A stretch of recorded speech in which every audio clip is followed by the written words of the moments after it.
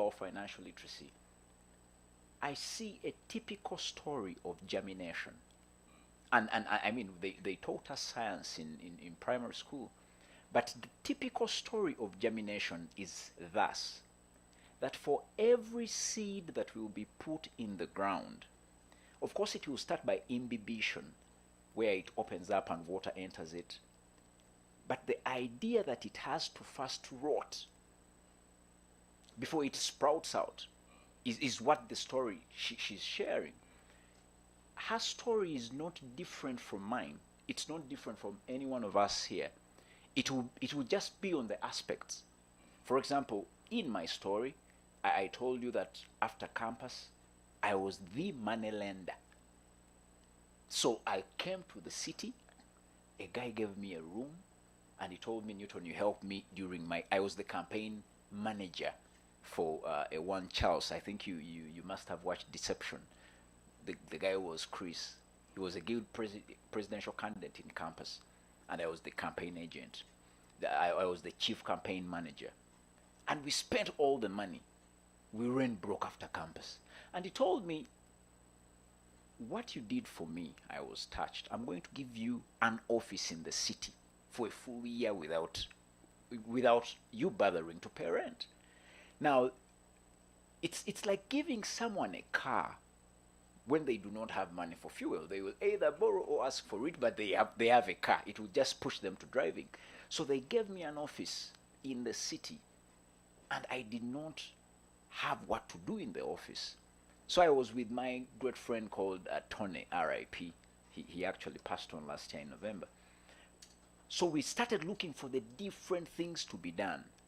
And at that particular juncture, a hunch came to me, and I was like, okay, what should I do? When I was at campus, I was lending out money. And now people who are in the field are calling in for the money. Let me start lending. The thing in Luganda we say nechikwata yo. I brought my dad on board, brought my uncle on board. They gave me lots of money.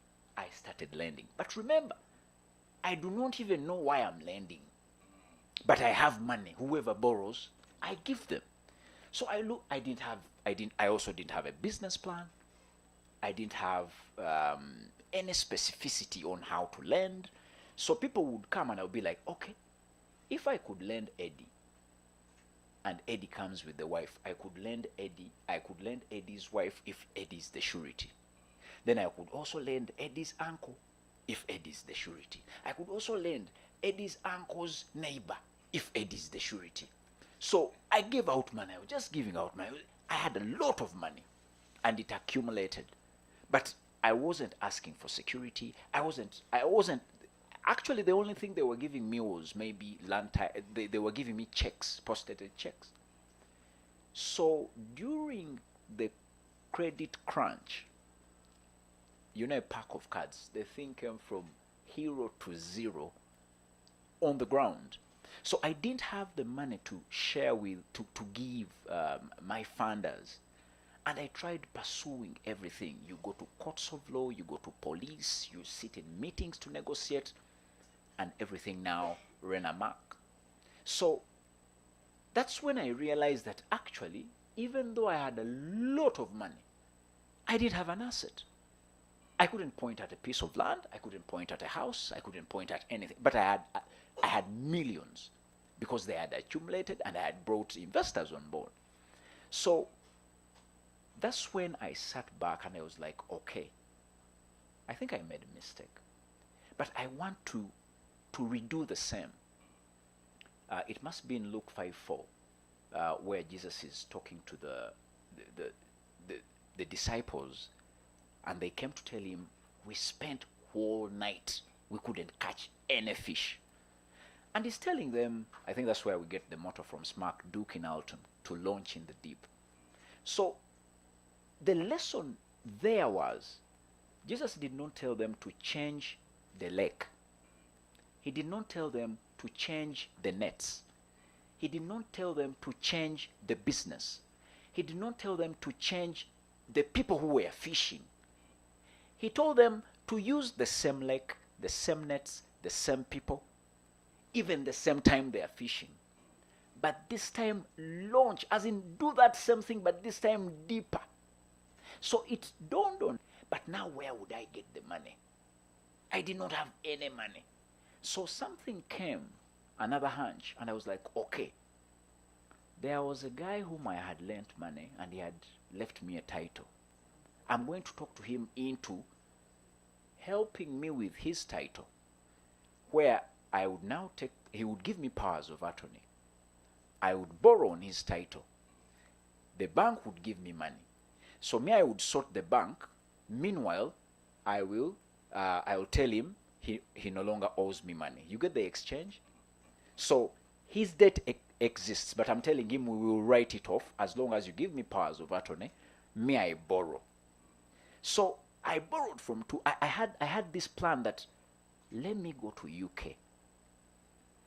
Let me go and do a master's in a top-notch school. Excel. Get a job. In the UK, there was something called a post-study work visa. Let me go get that visa. The visa was for 2 years. Let me go top-notch university, Excel, get that visa. Work for a year to recoup the money I've borrowed. Work for the second year. Get all now the capital. Come back to Uganda. So, and it all worked out smoothly. I mean, going abroad is hard because I wasn't on a scholarship. I had to show the UK government that I had 200 million that would fund the whole thing. So I partnered with my dad and I found a way. I borrowed from those two banks and we put the money on the account. Paid some fees, moved. But I want to promise you, if you are an ardent reader of the Bible, you will find it in Job 1 and Job 2. The moment you showcase that you are on the move to greatness, the negative forces are in that meeting, they are taking minutes, and they have action points. You see, there is that thing of someone taking minutes without action points, Eddie. But the guys are taking minutes with action points. Because I want to promise you that when I moved and landed, that's when everything started going berserk. The landlord who had advertised that I would be paying per week, he told me, you a foreigner, you would pay a full year. Where would I get all that money? So things started changing and changing and changing and changing. Then by December, that's when we got to know that even the house I had gotten in the UK, however cheap, it wasn't a house for a dwelling. You see, when you're on self-sponsorship, you're looking for all these cheap things. So they will show you a house owned by a Moyindi. And you're like, aha, and a nyumbe jokola. Kumbe, it does not have central heating. It does not have double glazing. So during the winter, it is -10 outside, and it is 2 in your room. And we're like, umwana gwe imirira aliwa. So my dad could not let the cat out of the bag immediately. So they looked for me. They couldn't find me. They were like, let's threaten him that would now attach his things. So I realized that in December, when it was too cold, in Uganda, there was no money to come from Uganda. In fact, banks wanted me so badly.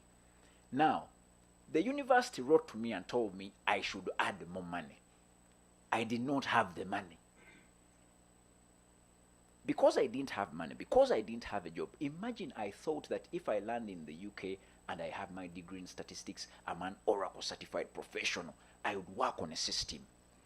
The system in the UK is designed that if you're a foreigner, you will start by being a cleaner and do many jobs. So this is the situation I was in. Me wanted this rent, and I usually laugh. I remember he called me and asked me, Newton. I'm like, yes, Mr. Hazari.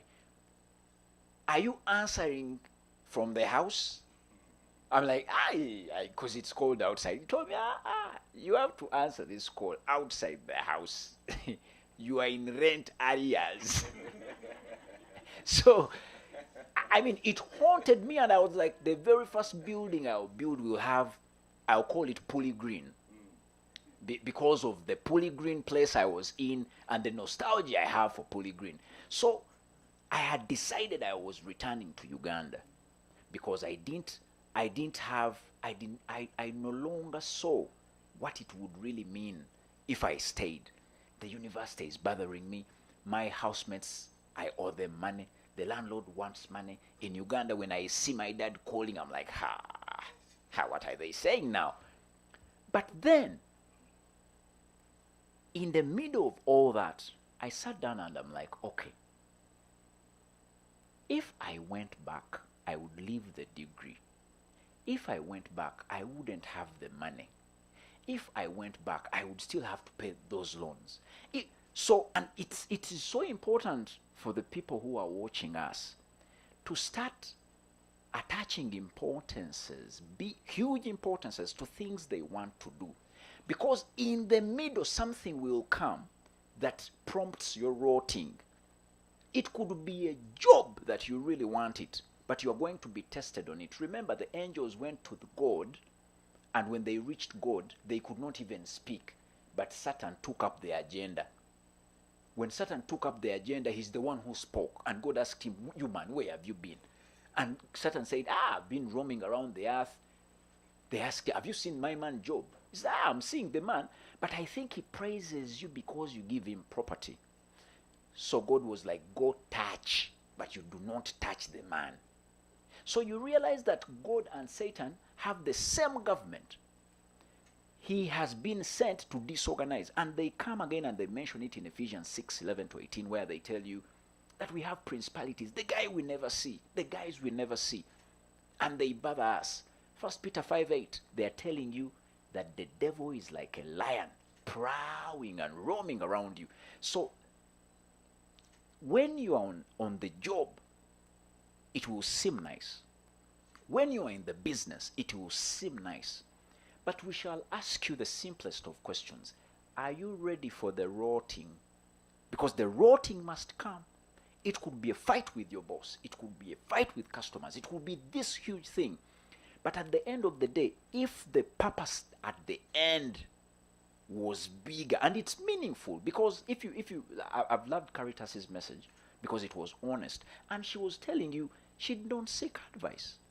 She did not bother that. She did not bother about that. She did not bother about knowing about money. But she's in the game of the money without the rules. Now, it's like coming in the money game without the rules. How will you play if you do not know that this is handball?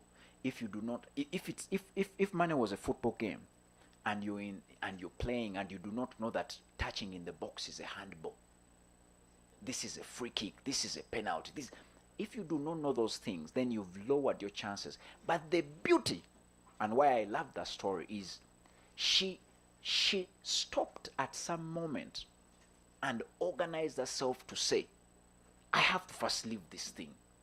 Because we always get lost in the moment that I have to be there. They gave me a contract, I have to be there. I want to tell you that I finished the degree, and thank God it was a first class.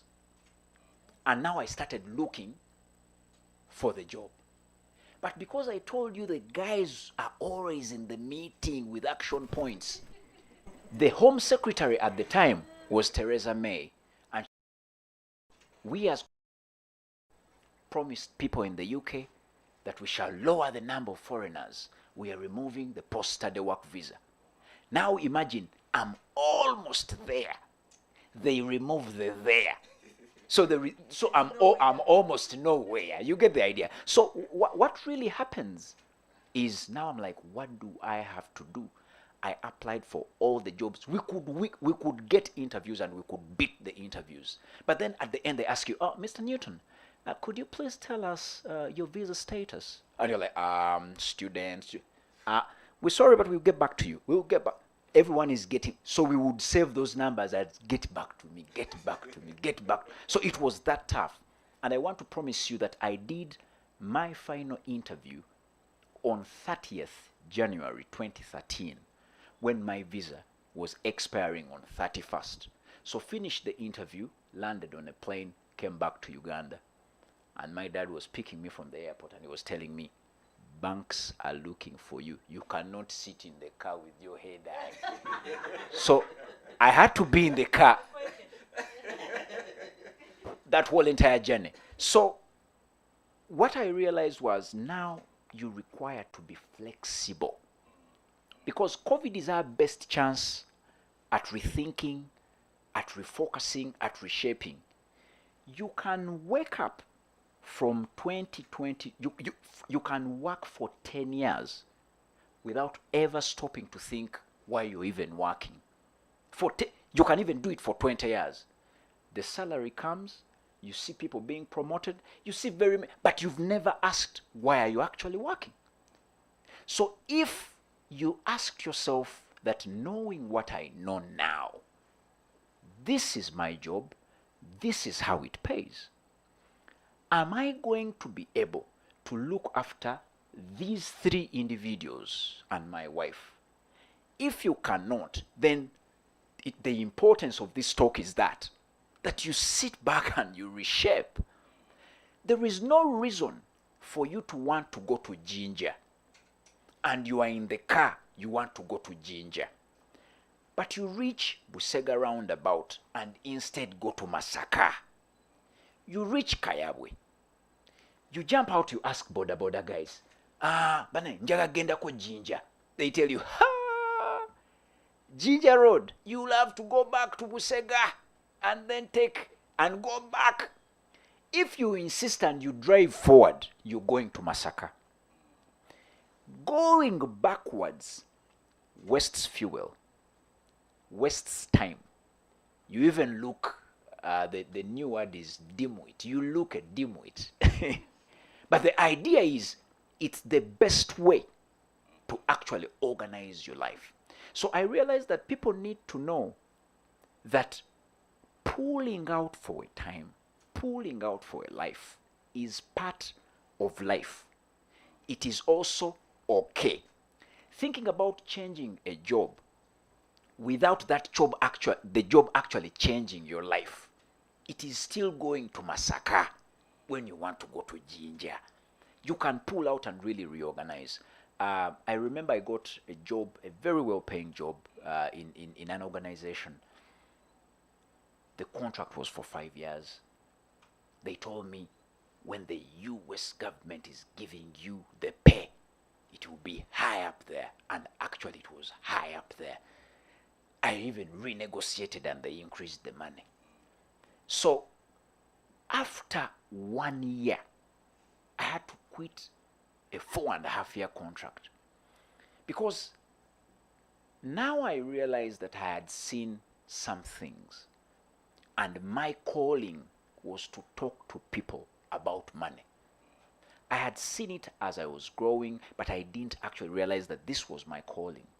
I had seen it, you see, in primary school, when I look at all my report cards, they say Newton has been excellent, but the man is talkative. My teachers saw my abilities to speak as early as P1. My parents didn't, I didn't, people around me didn't. So there is some strength in you, and people might see it different. But it's only when you pull out and you're like, wait a minute, I think I can speak to people. And if people are interested in what I'm speaking, then I should add a charge to it. But the importance is, now when I add the charge to it, it's not the amount of the charge. What will I do with the charge? So I want to hand over to you again, Eddie. But the message for me, it's clear that these people will need to start acquainting themselves with the money game and the rules of money. For example, what's the difference between making and growing? If you're an employee, you're making money because you're exchanging time for reward. That's the definition of making money. A money maker exchanges time for reward. That is so simple, because God created us with all the abilities to make money. However, and a big one at that, you need to get now the money you've made and you start growing it. How do we grow money? by selling something. And I do not care whether you're in that office. What are you selling? You see, all the wealthiest people we know, all of them are selling. Who is the richest man in Africa? Isn't it Dangote? Would you separate him from selling cement? Who is the richest man in Uganda? You would all mention all the names, but one of them you will find is either selling food or selling space or selling kachira sugar or selling, as in all these things. The wealthiest men are selling. When we skip and we go to Europe, the wealthiest man, Bernard Arnault, is the owner of LVMH. Louis Vuitton, Moet Hennessy, they are selling bags and cognacs and whiskies and all this. When you go to US, Jeff Bezos even does not sell anything. He owns the market. He says the market is Amazon. So people need to start knowing, and I'm mentioning this because I realize that more people who are employed are viewing this. Indeed. The job has been created to give you a seed. It won't do anything more. It will give you maybe, it will give you the experience and all that, but the money from employment will be a seed. It has to be planted somewhere outside, and you could plant it in things, but these things, you might say that if they grow, we could sell them with money, or we have all these things around us, which will improve our lives. Over to you, Eddie. Thank you. Another wow. This is the moment when I'm supposed to clap. Hey, okay. That's it. It's two different stories. Yes. All under the underground of the same principle regarding the why, the importance of purpose and refocusing. You are amazing. You have a strong story over there. Thank you. It's a very strong story. Thank you. I know yours is not about to make me cry. I laughed more. It was. It's one of those very touching stories. But I hope the audience doesn't miss the pointers. Clearly, from what I see from Caritas' story and Newton's story, is the fact that you cannot enter the game without knowing the rules. And here in trying to refocus, repurpose, we are trying to say it's an opportunity for you to sit back, understand the rules of the game before you engage. And Caritas, I will be coming back to you regarding your story, because I think you mentioned something to the young people. And I just wanted you to share in the aspect of knowing the current generation. You know, we haven't had, the current generation doesn't have 10 kilometers of walking on foot to go to fetch water, to go to school. They hear your pain, but probably don't understand it that much. They're like, I do what I have to do when I have to do it. And they are in that scenario which you shared regarding the time you spent earning money without even knowing how much it was and why you were earning it. And many of them are in that space. In fact, many of them are doing things because of the impact we're having of peer pressure. Peer pressure. And peer pressure is the highest signal of having no why. Because then you just follow what other people are doing as your peers are doing. I wanted you to just focus on that generation, born 1985 and above. They are the employees we have here. We've seen them. I think the percentage is about 30 or so percent. How does this definition of why help such an individual recognize that the life they're living today could be better? Thank you. First of all, this, I call them the social media generation, the 1985, and they're so blessed. They're so blessed. I mean, first of all, they're competitive. They're, aggressive in whatever it is they're doing. They're knowledgeable. They're educated. They've got the power, which is social media. Basically, they're in a good time. But then also they have NSSF that comes up and says, we're here to teach you. We're here to tell you. We're here to advise you. We're here to learn and learn and learn. So they have everything that they need. But yet, I feel like sometimes they're just going through the process. You go through a process and say, Nchali Muto, it's okay. Those ones it's okay. I've not yet reached there. I'll deal with that one later. It's not everyone who's thinking on that same wavelength that I've got to do it now. I can't wait. I've got to start saving now. I've got to start putting money on that land now. I've got to, you've got to start making the money work for you now. And for you to start making that money work for you now, you need to find a why. The why actually does so many things, even away from finances. It helps you focus. It helps you focus. It helps you, whatever it is that goes on in your life is driven towards your why. Like I said, my why became my boys. So it's everything. Even when things are going wrong around, when people are talking about drug abuse, when people are talking about whatever they call it, I think about my children. When people are talking about the environment, I'm like, oh, my why. We need the environment good for them. So it's finding your why. But I wanted to talk to them separately first. I wanted to first talk to the girl child. Girl child. There's nothing as amazing as having your own money. Gawakoze sente yo. That's the sweetest money ever. It doesn't have any pressure, has no conditions, has no... it is the sweetest money. You look at yourself and say, that was me. That's me. I woke up this morning, I went into a meeting, I gave my best, or I purchased I made a very good purchase, and then I made a good bargain, then I got a good client. That was me. So girl child, it is now. Honestly, there's nothing about waiting, oh, I'm still in my 20s. I've got to wait. You're going to blink, open your eyes, and you'll be 30. Before you know it, you'll be in the beautiful new 20s. That's the 4th floor.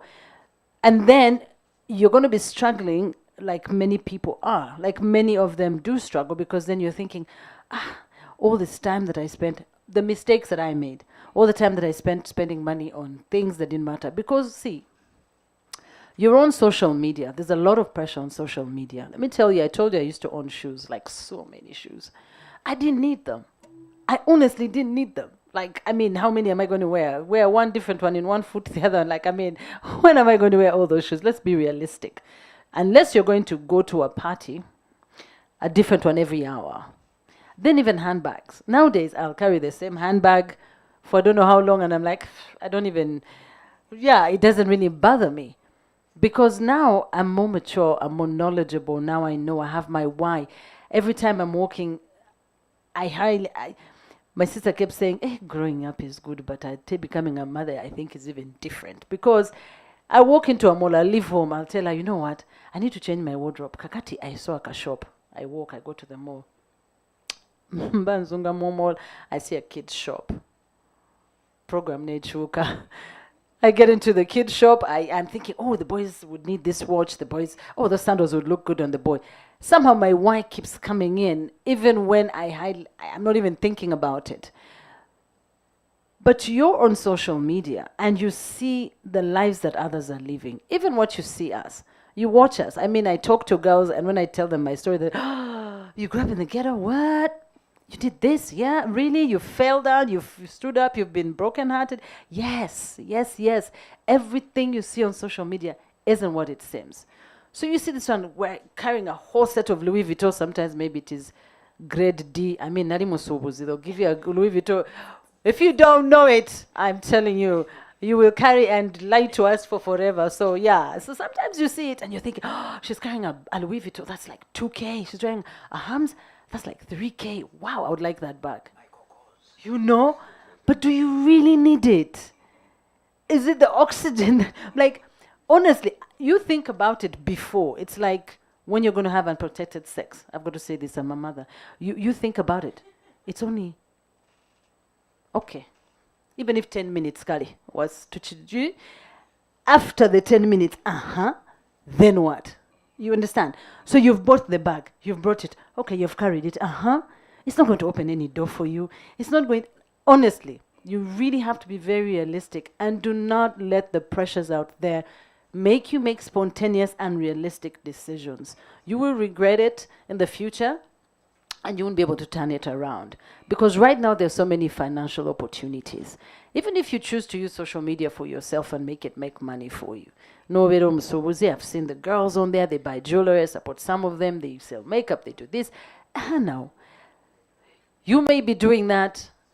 At the back, maybe your financials are not really flowing, whatever it is not working out well. Yes, that one needs to get some financial literacy. You really, really, really need it, because Money can be sweet when it is working in the right direction. I'm learning slowly. You know, I have a car. Someone tells me, Caritas, wait till I choose a motor. Huh? What do you mean? Why? Why? I move from point A to point B. Why? Whose pressure? Why are you putting your pressure on me? I don't need it. I'm still okay. Call the mechanic. Do I need any? No, you're good. There are decisions you need to think through every decision clearly because it matters for your future. And your future is not far away. It is here because you're going to start working on your future now. You cannot wait. You don't have time. Time is not on your side. I mean, there's so many things that are happening. Things are changing. You're in a good space. But here's the fact. The fact is you cannot run away from financial literacy. It's a sad fact. Like, I'm sorry. You cannot. It doesn't matter what you're going to do in life. You can't. You are the future generation. You're going to lead us. You're going to run down. What do you know? It's now. It's not tomorrow. You know, don't concentrate on the noise. Blank out the noise. You don't need, if it is not important, then you don't need it. Don't spend on it. Not every money in your hand is to be spent on all these things. So think about it. Even if it's money that has been given to you, still, it could do something for you. Learn all about bad debts and good debts. Make good decisions. Put money. Don't buy liabilities. Don't invest in liabilities. Don't even invest. Don't buy liabilities. Don't pay for liabilities. Buy assets. I've learned slowly. I'm work in progress, but I am on the right track. But yes, do not let the pressures of the world derail you. Caritas, you were speaking to them as if they were here. I'm a mother. And they actually are watching you very closely. In the audience, we would like to say thank you very much for those who have tuned in. This is not like any other.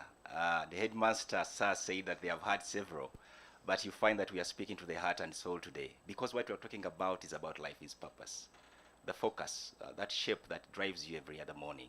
We want you to be able to take these stories to heart and pick the pointers. Caritas, you spoke to the girl child. I can't leave you without speaking to the boy child. It's just one of those I can't leave you without. Yeah. The boy child has been forgotten, Caritas. I will tell you as an HR profession, when we do the interviews, these days you find the ladies coming to the interview are just so hot on topic. And the gentlemen are fumbling to speak about who they are and what they are pursuing, and they are getting lost out of this process. So I don't want to happen here in my presence when you're speaking about the boy child, the girl child without the boy child. Boy child. Oh, boy child. I love boy child. I love boy child, first of all, because boy child has a sense of innocence that he doesn't know. There's something about boy child that they don't know. And I'm seeing it through my boys, through the young men that I work with. And here's the thing about boy child. My kids the other day told me, Mama, we want to start a business. I said, Ucho, you do? Yeah. What business? Mama, we're going to make pies, sausage. Oh, I said, oh, okay.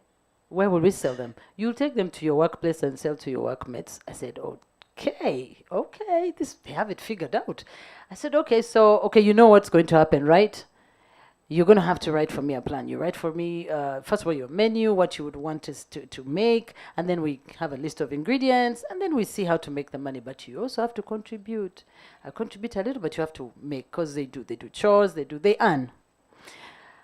So it got me thinking, and it challenged me, and I thought to myself, I cannot stop their dream. That seems like a dream. It starts small, before you know it, you're a big brand. I don't know. But I'm thinking, since it's financial literacy, how about we also go with that? Okay. So we're working on that one to start that business. So it's boy child there. So you're thinking, I need boy child to understand money. So I'm going to move from boy child of my age. Then I'm going to move to the boy child. A very interesting group of boy child. I was telling you, SMAO.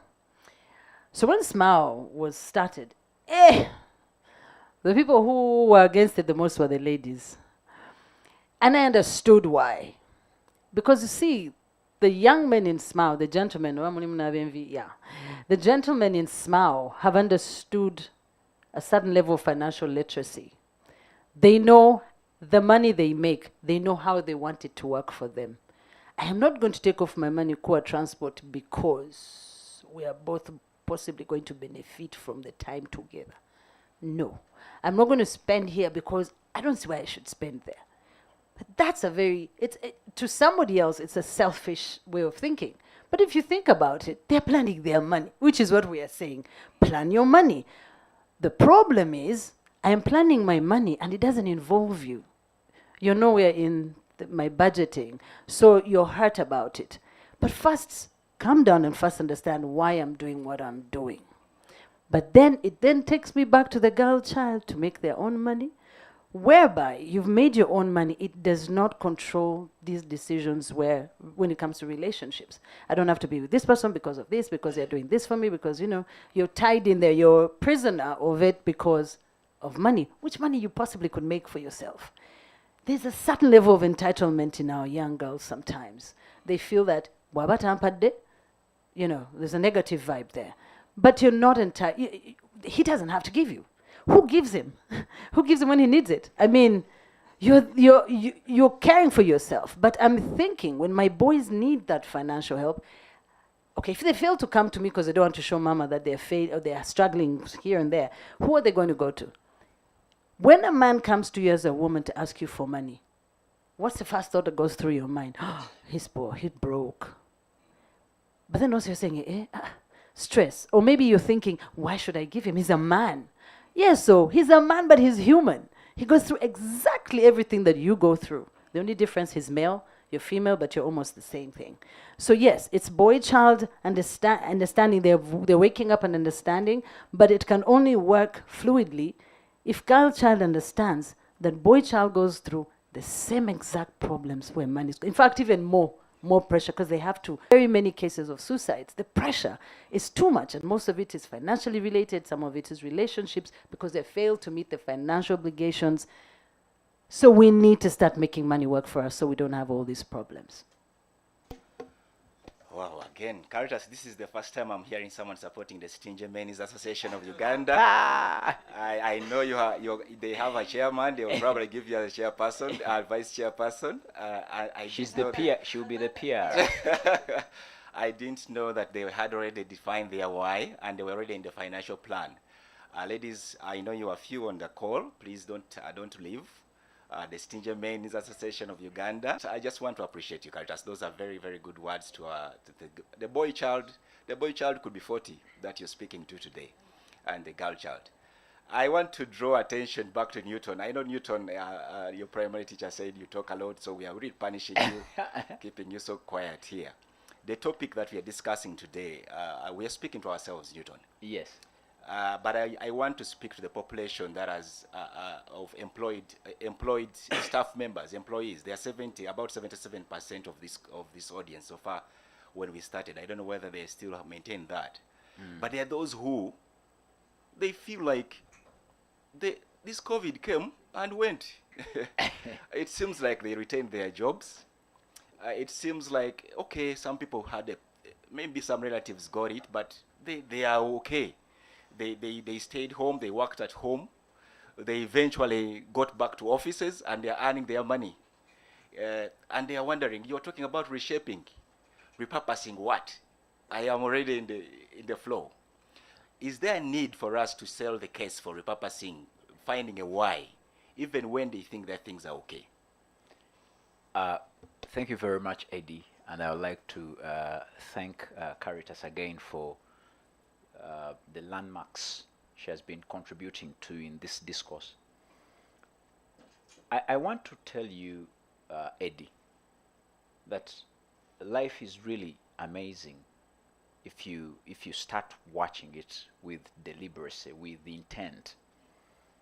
It's not possible, and I'm going to state it again, such that I'm not, there is no any form of someone thinking that would want to contradict it. It's not possible that we would find anyone who made it. Whether you're in Vietnam, Hong Kong, Juba, Chisoro, you can only say you've made it according to the goals you've set. Have you heard of, there is a gentleman called the Sultan of Brunei.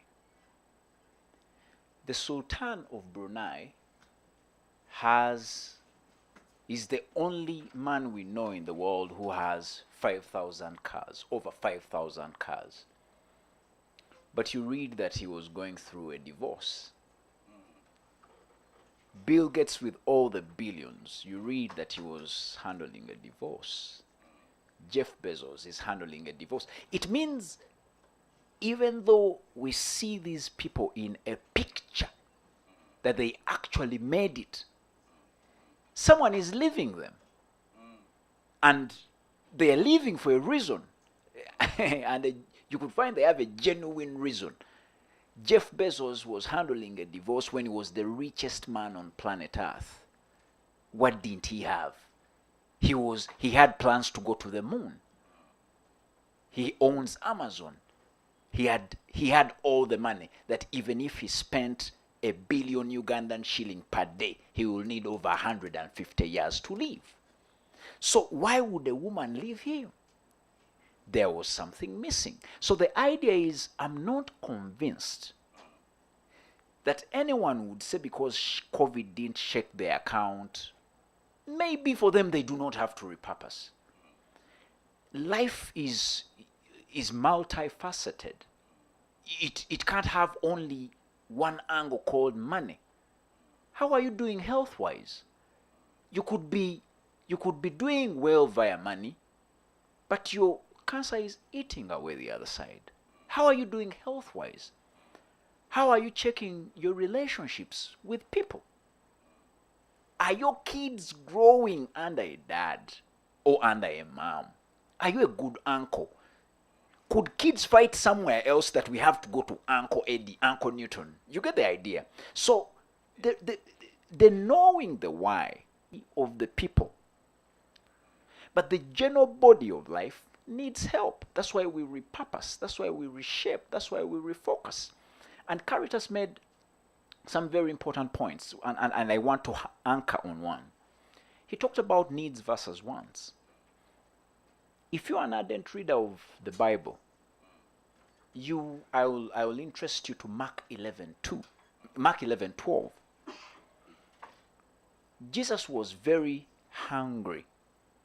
They were from somewhere. He reached a place. He was hungry. So he saw a tree, a fig tree, full of leaves. And he told himself that if I may only find one fig to eat. I think Jesus feared ulcers, but he was hungry. So he approaches the tree full of leaves. Not a single fig. It is written, he was very upset, felt sullen. He was disappointed in a tree having so many leaves without a single fig. Because if a fig tree has very many leaves, it is putting on a show that we are ready. But it did not have. So Jesus cursed the tree and he said, may no one ever eat from you. And it dried immediately. But now for me as a financial literacy trainer, I pick money lessons. What did we have in the tree? The tree was putting on a show. At University of London we have a motto, esse quam videri.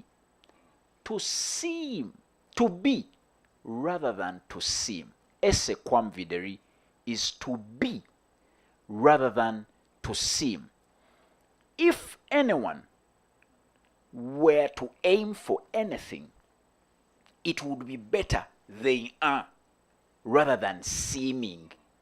You remember when Caritas said that someone told her, change the car? There are things people around us put us into a condition. And that's when we need to call in our emotional intelligence. Because think about it this way. You struggle to use a border from home to the workplace. So you reach late, or it rains on you, or you reach with a lot of that. So the main problem, if we got a pen and paper and we were to write, the main problem is transport. So when we get a car, it should solve the transport problem. However, when we go to buy the car, emotions coincide on this journey. And now we do not want a car. We want something that satisfies us and how they see us. So we will get an expensive car. Now we've jumped out of solving the transport problem. In their book, What Self-Made Millionaires Know, Think, and Do, two management consultants, one is Barry O. Peterman and the other one is Richard Dobbins, they said if there is anyone who created a human being, he must have had the greatest sense of humor. How can you create people who want to have more, be more, and do more? But then in between them, you embed things that will now fight and contradict these wants. Because people who want to have a good life by maybe buying things, on the left, they are spending a lot. People who want good relationships, they are backbiters, they stab people in the back, they do all these sorts of things. So the idea is we need to come and be able, like Caritas said, to look at things and say, this must be a want. However, this must be a need. Let me handle the need. I'll come back to the want. Do you realize that in COVID, people actually realized that they could spend 10,000 in 2 weeks miraculously, and no one died? But initially, those homes were using 10,000 per day. Now COVID comes and everyone is like, the only money available is 10,000. Gulako ebijanjalo, gulako akawunga, gulako. Naye nga bagula bya survival. So they are solving the need. However, you will see that they have been all the time spending all the money and not think about these things. So I'll go back to the question where you said there are guys who did not even feel the pinch. They need to look at their life holistically, 360 degrees. If you've solved the money, how are you doing with the relations? How are you doing with knowledge?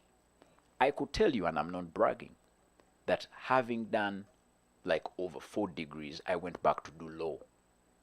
But then why would I go back to do law? Because I realized we are in the information age. We even left the information age. We are in the knowledge age. It is going to be impossible that in 5 years we sit with people and for them they say they may be poor because they didn't go to school. Schools are on social media. Schools are on YouTube. Schools are all over. So you need to be growing and morphing, but it comes from when you have reshaped, you've refocused, you've repurposed. In Matthew 7:14, they say narrow is the way to life, but the gate to disaster is this, the road to disaster is this huge, as in everyone sees it. This is a financial literacy program. NSSF has invested a lot, because I remember, when did we start Apollo? As in the very, very, very first year, 2019, in February, they got me here. I think I must have told the very first lot, and we had the same message. But you will be amazed. For example, if this message went online, how many people are keen to pick financial literacy tips, to listen to Caritas' story, to listen to your deliberations, to listen to these deliberations? It will go to Matthew 7:14, that wide is the gate. If the announcement in this country was like, tugenda funayo anajjako top anyenyewo kyalina, fully packed, house fully packed. People need now to start picking interest in learning about money. Make friends who can talk about money. And that's what I have to tell you, Eddie. Thank you. You were just about trying to answer the next question that we are supposed to Hey. to take on, so I had to handle it there. Okay. But thank you very much, Newton. Thank you very much, Eddie. Thank you very much, Newton. Regarding that guy, that lady who thought things were okay, Yes. wide is the gate. Wide is the road. gate. Narrow Wide- is the gate. Narrow is Yes. the gate, and To wide life. is the road. Yes. I see Mr. Headmaster standing up. I don't know whether he has any updates for us. Mr. Headmaster, sir. Yes, thank you so much, Mr. Headmaster, sir. You will learn. Thank you so much. The discussion is going on. I just want to just want to interrupt it with a small update. Caritas, Newton, Sir, yes. that our social media is blazing and saying thank you, Caritas, for that story. Thank you, Newton, for that story. People, I have gotten to realize that people get to relate when they see the personal side of the people. Before you came in, Caritas, you were so far from me, but now I feel like we have failed in this together, and I'm not alone. So thank you so much, Newton. Thank you. So we're going to just take a. Maybe this poll we should have taken it at the beginning, because now it might be a bit. I don't know. People will have thought of it, but let's nevertheless take it. If Anna Maria, you are kind enough to please post this next poll. We just want to understand what drives you, what drives your day. We want you to share with us what drives your day in the morning when you wake up. Is it obligation? Is it passion? Is it the need to provide? Is it survival? Is it peer pressure or others? What drives you in the day? Some of you what makes you wake up? When we were discussing this question, someone was asking me what makes the other person wake up, and she shared a story that some of them, the person I was discussing with, they wake up because someone needs to use the couch where they are sleeping, so they basically have to wake up because it's an obligation. You can't sleep in the on the couch during the day. So what is it that makes you wake up? We're also going to I can see about yes. Keep feeling this, but we are going to take for the purposes of completeness. I'm going to take the first poll again just to see if some ladies have come in, and then we see where they are. Maybe it's the gentlemen that are just early, but what makes you wake up? Yes, 200 are filled out. If I can hit 300, then I can get this to stop. But thank you so much. Thank you so much, Caritas. Thank you so much, Newton. People they keep sending the messages. What makes you? What drives you? What drives your day? I think let's stop that in the next 3, 4, 4, 3, 2, 1. Okay, let's stop it. And the results are 43%, 45% of the people on this call wake up because of passion. They are passionate, and what drives their day is the passion. 43%, it's obligation. It was this is the multi popularity. So you could have answered 3 or 4, but the most popular was passion. The next popular was obligation. Then the third popular was need to provide. Then money came in 4th. Survival came in 5th. Others came in next. That's what people are saying, and the results are there for my panelists to see on the screen. But just in the benefit of the ladies, kindly, we'll just relaunch poll 1 and have just to know. And all I want to understand is, are you male or female? You can skip the other questions. All we want to see is male or female, because we're heading into the Women's Month, and I don't want to Caritas to feel like you guys have abandoned her. Are you male or female? Please, let's answer this again. You can feel free to answer the other questions, but I'm most interested in the gender one. Are you male or female? Male or female? Yes. Oh yes, I can see that they are buzzing, and we want to finish this in the next 1 minute. 1 minute. This is not in the spirit of competition, but in the spirit of knowledge. Just, we could have left out our sisters there, thinking they are not there, but they are there somewhere. Where are you, male or female? Okay, I think we can stop. and launch those results. And yeah, I think the results were true.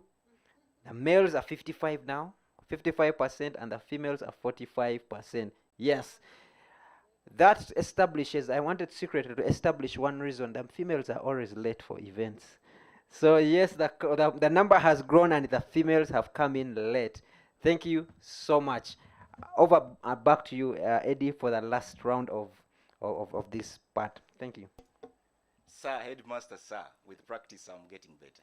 Thank you very much. And we want to welcome the increased percentage of our ladies, the females who have joined us.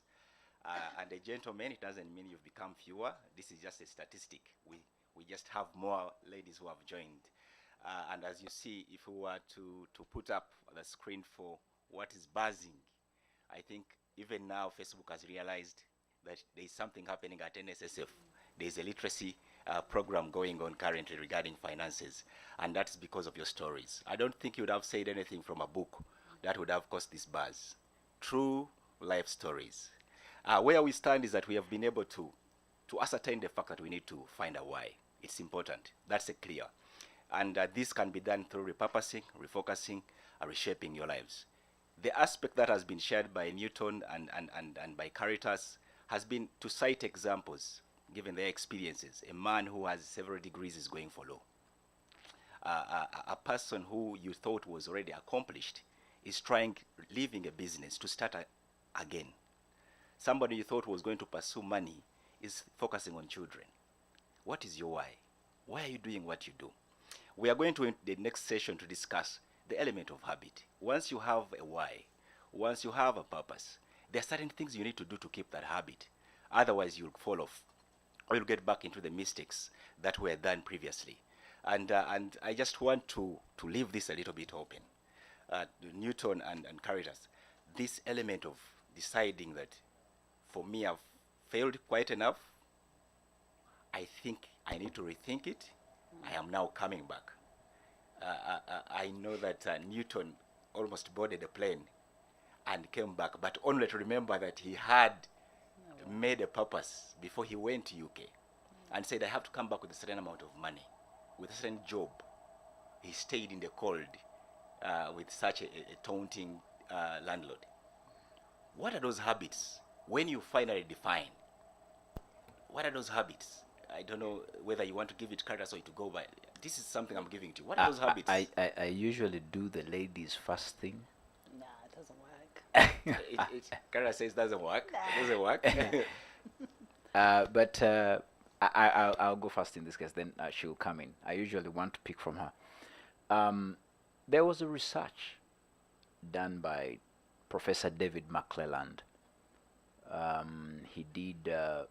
He was a Harvard Business School professor. I got to know about his work when we were doing the Harvard Business course at Enterprise Uganda, which is run by the UN. It's called Entrepreneurship Training Workshop. The professor of Harvard traveled in all continents that subsist on this planet, Earth. And this is what he found in Africa about their background. It's not about what they studied. It's not about their religion. It's about their habits. That was the common denominator about the wealthy. And you may try to probe it and interrogate it further by going to any village where you stay and you ask, who is the rich man here? If you went to any village or parish and you ask, who is the rich man here? And they point at a certain home on a hill, and you go, you find that man. If you asked him on the first instance and you asked him for money, you'll be amazed that even though he has it, he wouldn't release it. It's the same that would go for Sudhir. It would the same that would go to Madivan. It would the same even if you went to Asia or anywhere. So successful entrepreneurs or successful individuals have a habit. And they characterized and made the course of those habits. They compacted them into 10. But the very most important one, and I teach on this course, by the way, but the very first habit we teach is goal setting. And the idea is, if you do not know where you are going, then any road will take you there. And you do not want to go in any road. You want to go to a particular destination. Imagine being a pilgrim and you're walking from Chisoro, coming for Uganda Matters. It's 3rd June, right? So you're coming for Uganda Matters, but you do not know where Namugongo is. I want to promise you, you will rotate. You rotate at Busega, go to Mitiana, come back, rotate at Busega, go to Nansana, until you get to know that I'm shooting to Namugongo and I'll have to travel like this. These are the taxis going to Namugongo. Then you reach Namugongo. So setting smart goals, it sounds theoretical, but it is what drives success. Anywhere. Can you imagine God in all his greatness? He had a goal for creation for mankind, and he's telling a panel, let's create man in our own image. Can you imagine? That's a goal. They set a goal. Let's create man. They did. I think when they were creating these other things, they were just creating.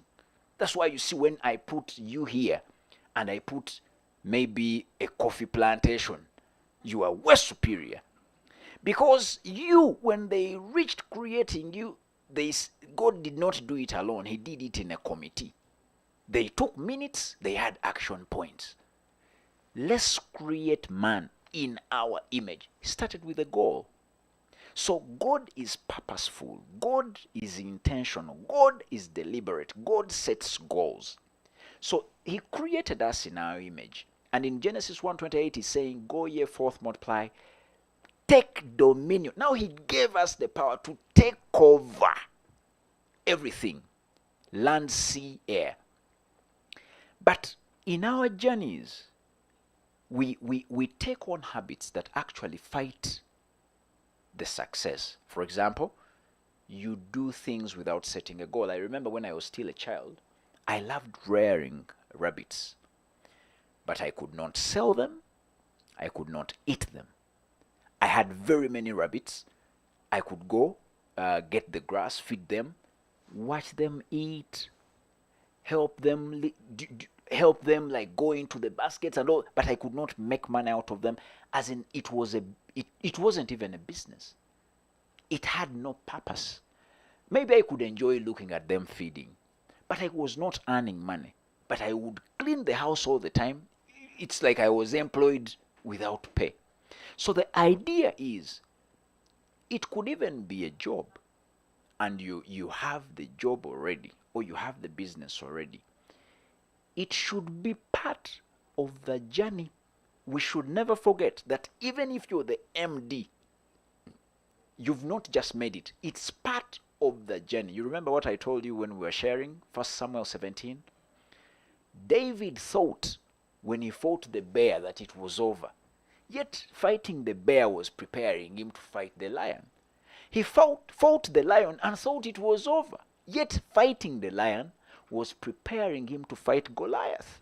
He fights Goliath, finishes him, he thinks it's over, yet it's preparing him to go and encounter King Saul. He gets Saul, he thinks it's over, yet it's preparing him to take over Israel. Now we all know Israel, it's a journey. Even if you are cleaning, you have done it well. It must be in Mark 10:44 where Jesus is saying, whomsoever wants to be the chiefest must start by being a servant to all. So it's okay to be a cleaner. It's okay to be a messenger. It is also okay to be the junior accountant of the junior accountant. But the idea is, you must make sure that at every one moment you sit back and ask yourself, am I progressing? Am I growing? What are the people around me doing to progress? Because someone around you is going to do SCCA. You want to pursue something in accounting. You want your goal. Your goal is you must be the best accountant. But you're not in the SCCA conversations. You're not in the CPA conversations. So you want to tell me you will go to the pastor and they make you the best accountant, but you're not in the SCCA conversations. So you need to start now being deliberate and picking on a habit of successful people, setting a goal and saying, I want to be the best medical doctor, but I'm looking up to this particular medical doctor. You go, you search for them. They will tell you they have this postgraduate master's, what. You go on slowly. And that habit of goal setting and actually walking that path towards that will always deliver the fruits. Thank you very much, Newton. Thank you very much. I like the examples you give. You keep moving me around with your examples. And I believe the audience too are able to relate to them very well. And Caritas, I don't want to water down what Newton has said. There are people who know if Caritas is there, if she has made it, we shall be like Caritas. What are those habits that you think would be helpful for them now that you've told them about reshaping, refocusing, and being able to repurpose, and they have found their why? What are those habits that they can follow? Okay. First of all, I just, I'm going to keep referring Newtons. I mean, goals, once you know the goal, you know, it's like your destination, you know where you're going. You're just not moving without knowing where you're going. But also, if you're going on a journey, you know how long your journey is going to be, or you anticipate the duration. You know, okay, I might need to carry a snack. I might need to, stop here for water or pressure. You plan it. You know that as I move, these are the things that are going to help me get to where I'm going. You cannot just go without all those other things that come into play. There are so many things that come into play. We've got family. And many a time people think you've got to die for your family. I'm trying to find the right words there. But if you cannot support yourself, you cannot support your family.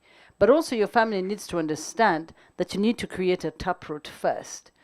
You need a strong financial foundation for you to be able to be useful to them or to whoever else is around. So you need to be able, they need to work with you.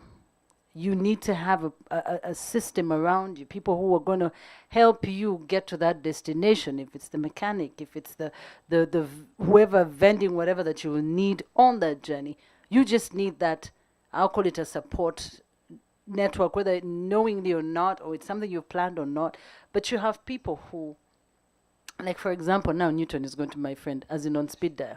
Eddie is also going to be I'm going to reach out to you guys for pro bono, and I'm telling you now, pro bono for my boys, for my boys. Like, yes, because I don't want them to make the mistakes. I don't want them to miss out because there are things that I don't know. I follow my passion. I say, okay, this is what I know how to do. If it's TV, it's what I do. I do content creating. I create content. So how can I turn that into money? Okay, so who do I need around me to realize that dream? If I'm going to create content, I want to do it this way. I want to be the best. I want to make sure, because I'm a perfectionist when it comes to things that I'm doing. I give it my all. So I have to look for those people who are going to make sure that I create the content. It comes out as I want it to be. As in all those factors that come, make sure you pick those people. Do not make the mistake that I made. Assume that I could be an island. Assume that I knew it all, yet I did not know. I just knew what I knew, but I didn't know it all. So yes, it is getting that group of people, that network. And don't be shy. Don't be afraid to ask, because while you're scared to ask, someone else is also going through the same phase, because you're thinking, she sorted. No. So don't be afraid to ask. Do not. But also, the other thing, don't forget to pray for financial favor. I am not even joking about it. I'm not going to mince any of my words. It's been good for me all the way. In the 500 shillings, in the 1,000, in the dollars, the pounds, the euros that crossed my path, it's been him. And you're intentional about your prayer when you're praying for it. To the T, your father needs to understand what you want. You shouldn't be shy about it. But as you do that, make sure you bless someone. Be in the habit of blessing another because you've been blessed. The possibilities have come your way. Doors have been opened. So you need to bless another. Be in the habit of blessing another. Don't make it feel like you're obliged. Do it with a joyful heart. There's something about giving another. There's something about blessing another. What happens is you create a whole vibe around. You create energy. You bless. The other one blesses. You bless. You open up for yourself. It's. I'm going to give you an example, and this is to the ladies, even some guys, if you're a hoarder. Every 2-3 months, I clear my wardrobe. Because of the nature of the job I do, sometimes I find myself, and not because I'm being bougie or anything, no, it's the nature of the job. You're taking pictures, you're taking videos, you somehow cannot wear the same clothes over and over. So imagine I do radio Monday to Friday, it's audio visual. So you need clothes that are going to take you through Monday to Friday. You know, understand that pressure. Make sure you've got that. Then I've got to look for the ones for chat room. Then, yeah. So I find myself having so much, but I clear. I give. There are people I know that have not bought themselves clothes for very long because I give them. When I give, then I get money. It kind of creates a whole cycle. You're blessing, you get blessed. When you remove, it's like decluttering. When you declutter, you always create space for the good things. You create space for better things. So be in the habit of blessing. It costs you nothing. I had to find my purpose in what I do. Because when I started the show, I did not understand. I was saying Oprah, I was saying Ellen, I want to do this. I like talking to people. I like, listening to them, giving them a shoulder. But then when I went to do the salon, it's God's way of showing me to take me back where I needed to be, my purpose. Be in that show, create the network, make possibilities for people, bless people, and just see those blessings come back to me. But all in this, I'm learning a lot about finances because blessings are coming my way. I don't know what to do. I need to make sure that money works for me. So yeah, I'm in a good place, and everybody could be in a good place if you just be strategic. Be strategic about most of these things. And again, don't be afraid to admit that you can't or you don't have. Muganda gamba omumpi wako mawakwata. Don't go spending. You're going out popping. Tomorrow you wake up with a I've been there. You wake up with a hangover, your wallet is empty, you go nurse your hangover, tomorrow is another. Wakaba kubanja, wasaluna kubanja, wenjala wafude tomusasu. I kid you not. You're going to move 2-3 years ahead and you'll say, Kari, why? Caritas, your stories are so personal. They're so personal. If it were not for time, we would have allowed this to go on because I know we are learning quite a lot. Yeah. I know that from the story that you've told about people waking up and discovering all along they had nothing. I know this joke of omugenzi chimuse omugenzi taina chale say that but it's one of those things that we can relate to regarding financial management, regarding our understanding of how to run our finances. I know that there are lessons I picked and things I've written down. I thought we'd have some time to go through them, but time is just against us because of the sweetness of the stories that have been told regarding finances. Yeah. And we will just ask you to make those using a minute really, from Newton to you, those parting remarks that you want people to walk away with. There's a lot you've said. Probably they will take months and months thinking about some of these statements. But parting remarks, according to reshaping, refocusing, repurposing, finding their why. Thank you very much, Eddie. Thank you very much, Caritas. Thank you, NSSF. My parting shot will be from Genesis 6:6. I want to promise you and remind you that you're not the first individual who has struggled with maybe reshaping, refocusing, and repurposing.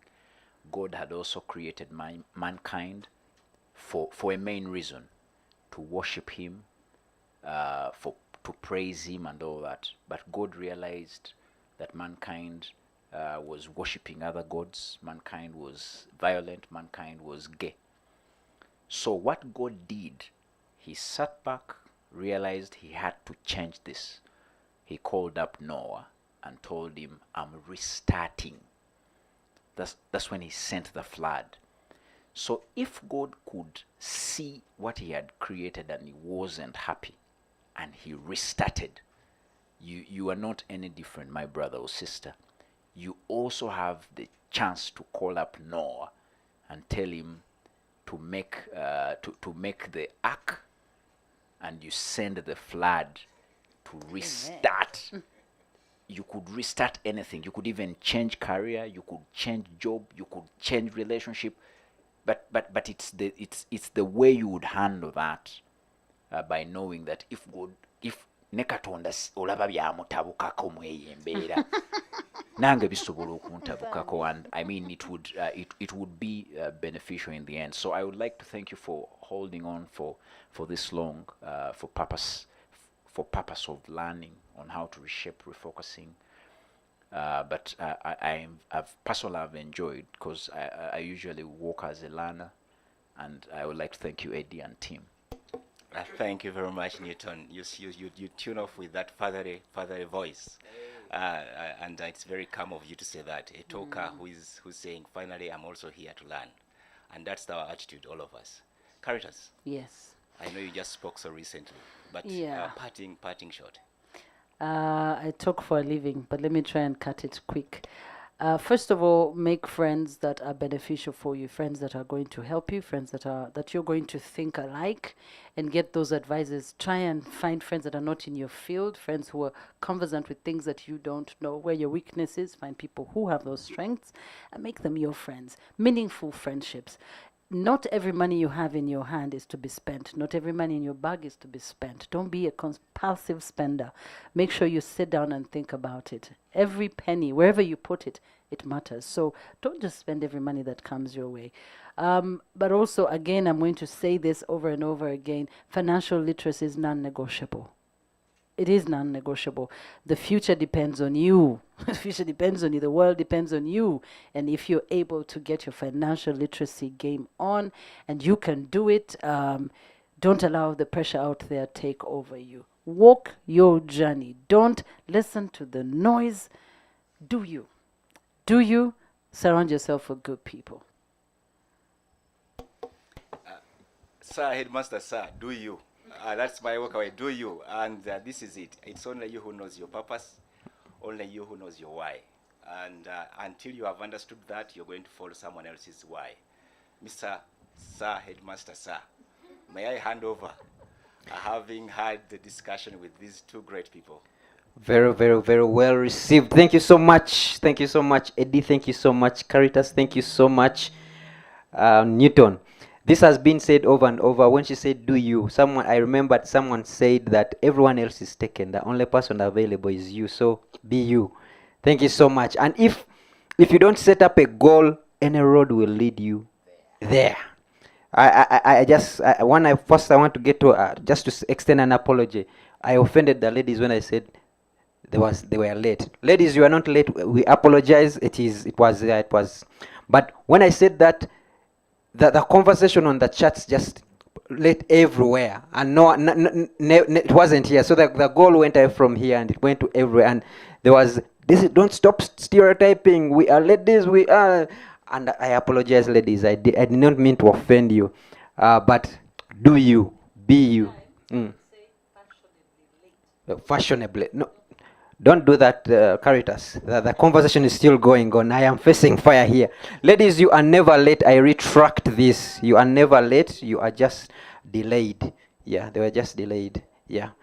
Thank you so much, Caritas. Thank you so much, Newton. Thank you so much, Eddie. We have one piece of homework to do, and this is to share with the audience that book you would want them to read over the next period until they get to interface with you. I will start with Eddie Henderson. Yes, thank you very much, sir, Headmaster, sir. I think that I have read a number of books that I thought would be necessary, but specifically regarding purpose, the one that worked for me many years ago was The 7 Habits of Highly Effective People. Yes. Stephen Covey. That book changed my life. Okay. It changed my life. And it's about starting with the end in mind. And once you have that figured out, many things fall into place. That's a book out. I don't know whether there are more recent versions. I know he wrote about the 7 habits and all that. And he added the 8th habit. And he had it, yes. But in terms of anyone starting out with, in terms of purpose, it's very important that you read the 7 Habits of Highly Effective People. Just try that book out. Thank you so much. I'll go to Newton. Yes. Bring it again. What is that book that you recommend that the audience should read? The audience should read the Bible. The audience should read the Quran. The audience should read the Hadith. Everything I've seen in books, and I've read very many books. I've read Napoleon Hill. I've read Rich Dad. I've read What Self-Made Millionaires Nothing Can Do. But when you read, because the Bible is a book of 66 books, when you read Ecclesiastes, can you imagine? Everything in life has been talked about in the Bible. Everything in life has been talked about in the Quran. So we know these things, but we do not read them. They have talked about construction in Ecclesiastes 11:2. Have 7 businesses. In fact, 8. You do not know what will befall the land. They talked about COVID in the Bible. I mean, everything is there. So people should start reading the Bible and relating to the advice, the wisdom in there to life. Then they start seeing how they would walk. Then they can add. All these books of Rich Dad, Poor Dad will talk about saving. The Bible talks about saving. So for me, I will encourage people to read the Quran, read the Bible, read hadiths. You'll be sorted. The audience is wants you to quote something from the Quran, so that we have the complete set today. Okay, they can read Surat Ad-Darya. Surat Ad-Darya is something, chapter 55, they say, remind the believers. For the believers need the reminding. They could also read actually for this particular talk, a very important verse from the Quran is Surat Al-Baqarah, which is the 2nd chapter, but you read the very last verse. I think it must be 286. They're saying, everything you're going through, Allah does not give you a task which He knows you won't handle. So if you're struggling in life, God already knows you can handle.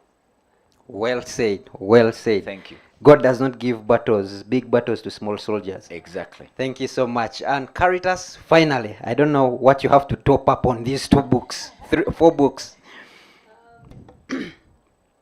I recently just landed on a book, one of those books that it's not your book, you just found it on someone's table. What I learned from the trees. And what I learned from the trees is basically more of the relation between humans and nature. And because I know we are here for, even if we go back to the Bible, creation, God created all of us together. This is the beings, there's earth, there's the water. We literally have to coexist. We also have to understand why certain things are the way they are. So it is, I've just started reading it. It's by Bowen, and I'm just getting back into my reading habit. I had migrated more to, I don't know what happened to our reading habits. Things had changed a lot. I'd actually migrated a lot to podcast, listen more, especially when my eyes started fading. Yeah, reading, I do more podcasts, but this book, I want to read a lot more because there's a lot that I need to understand in that area, humans and the nature that we live in, that we're surrounded with. Thank you so much, ladies and gentlemen. At NSSF, we say become better. We want to make lives better. Currently, we're running a program. We are saying become better, a better version of yourself. You owe it to yourself, not to anyone else. The financial literacy conversation is not a group thing. Pull yourself out of the group and think about, reflect. If you are reshaping, repurposing, reflect about this as an individual. Do not fight the battle for everyone. First fight one for yourself, and then use your example to win the battle of everyone else. Do not become an HR practitioner at your workplace, always advocating for higher pay for everyone just to get a higher pay for yourself. Work at your skills so that you can get that higher pay. Ladies and gentlemen, you can go about this conversation on and on and on and on, but I want to thank this wonderful gentleman, Newton Buteraba, Eddie Mugenyi, and the wonderful lady Nalongo Caritas Karisimbi. Thank you so much for Thank you. having this conversation of reshape, refocus, repurpose, and it's about my why. From NSSF and everyone else, we say thank you and goodbye.